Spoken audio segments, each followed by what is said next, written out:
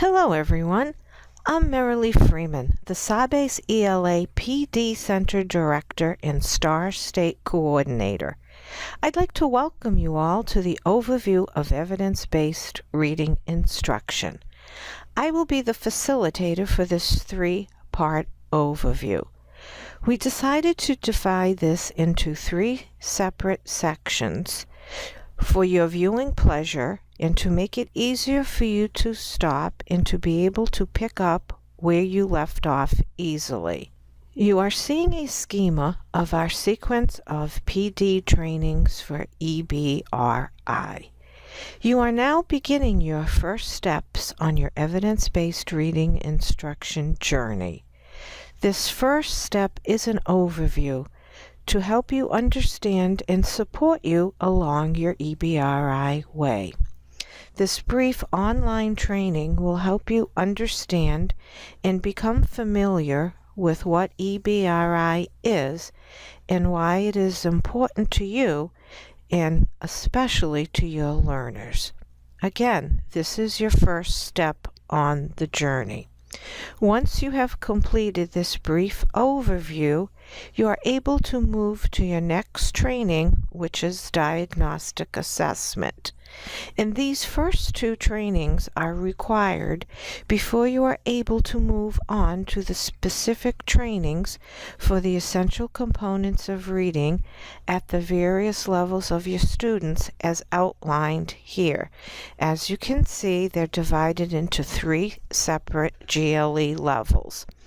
One is the 0 to 3, or 1 to 3 as we have it here, and then the GLE 4 through 8, and then the GLE 9 to 12. So for the first one, the emerging readers, the focus for your components of reading will be alphabetics, fluency, and a little bit of vocabulary. Then for the 9 to 12 level, your focus for instruction will be making sure that your students have fluency ability, but mainly your focus will be on vocabulary and comprehension. And for the intermediate level readers, that is what the STAR training is all about. So now, what is evidence-based reading instruction? EBRI is the combination of findings from two different types of research studies. One of them is the scientific or research method, which is a research that is conducted with more, of course, as always, with more than one research study, where the data is collected according to the experimental methods, analyzed with statistics, and the findings are scrutinized by journal reviews from the same or similar fields. There are not many scientific reading research, sadly, in the field of adult literacy. The next is the consensus among experts or professional wisdom. And again, this is conducted using more than one study. And then you consider the findings from the K through 12 language, the research that is done, adolescent reading, and other resources, and reach consensus on which recommended practices are most effective for improving adult reading achievement. The consensus of what works, and it fills in the gaps of the limited scientific reading research in the field of adult literacy. And from this research, we have concluded, or the researchers have concluded, these promising practices for evidence-based reading instruction. The first one is conducting diagnostic reading assessments, and you'll learn all about how to do those in the next sequence of EBRI trainings. Use of assessment results to shape and inform classroom instruction. using direct and explicit instruction. And I will explain direct and explicit instruction a little bit later during this webinar. In learner engagement, as we all know from being adult educators or any educator, even for the elementary level, the K through 12, you need to engage your learners in whatever you're doing. And then the relevance of instruction, what the students need to know, why it's important to them, and what they should expect to gain from learning this. And of course, then continuously monitoring student progress so that you'll be able to give them increased level of difficulty in reading so as they can move on to complete their goals that they have as learners. Now we're moving on to the 4 essential components of reading.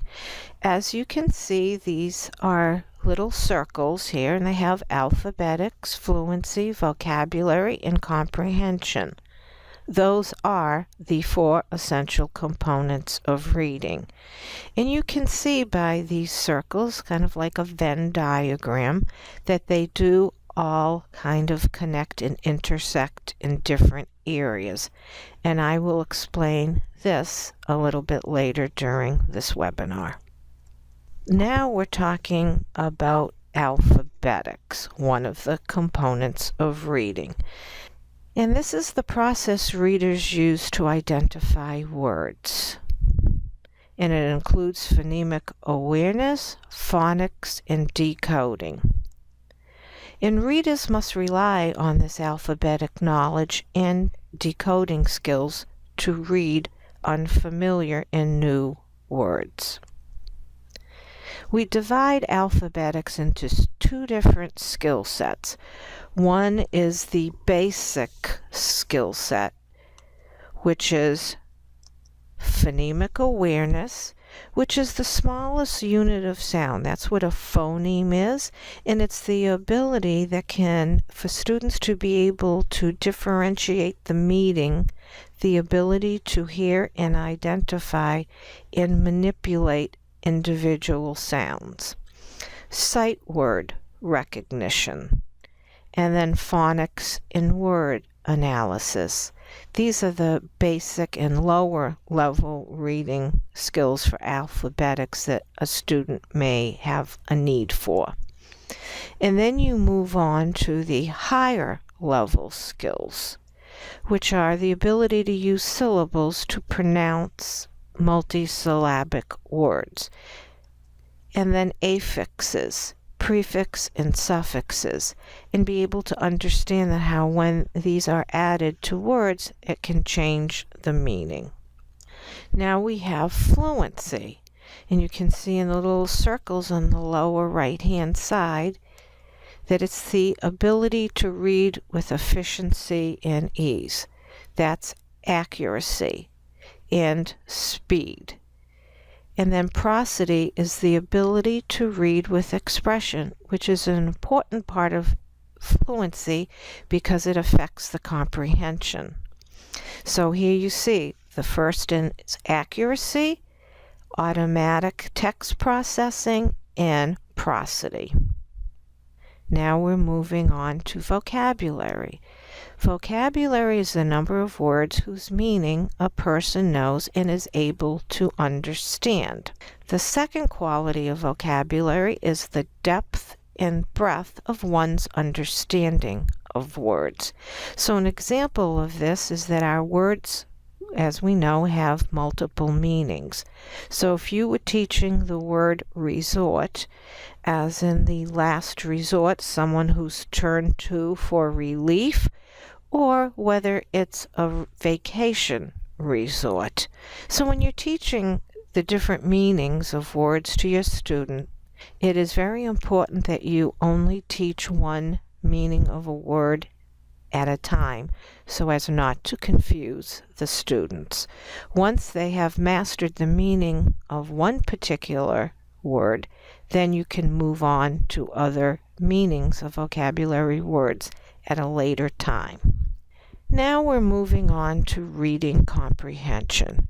And reading comprehension is the process and product of being able to understand a text and requires a high level of metacognition engagement with the text.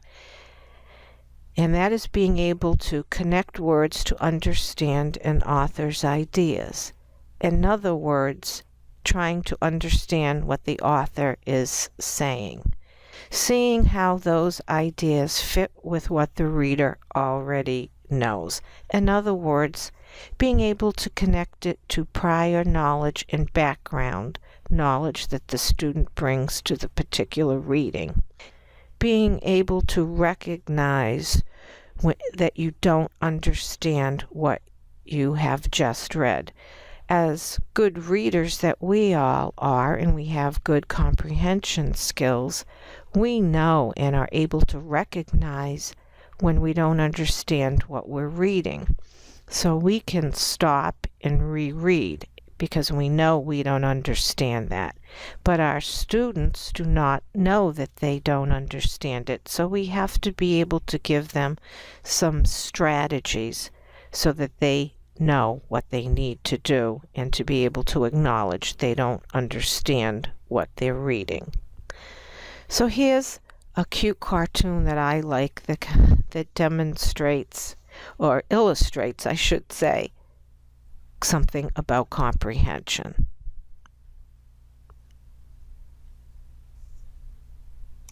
So now we have concluded the first section of the overview of EBRI, and we hope that you can identify and understand the 4 components of reading. And there they are again in the lower right-hand corner: Alphabetics, Fluency, Vocabulary, and Comprehension. So those are the 4 essential components of reading. And now you're able to move on to the section 2 of the overview. You may continue if you like, or you can stop and pick it up at another time.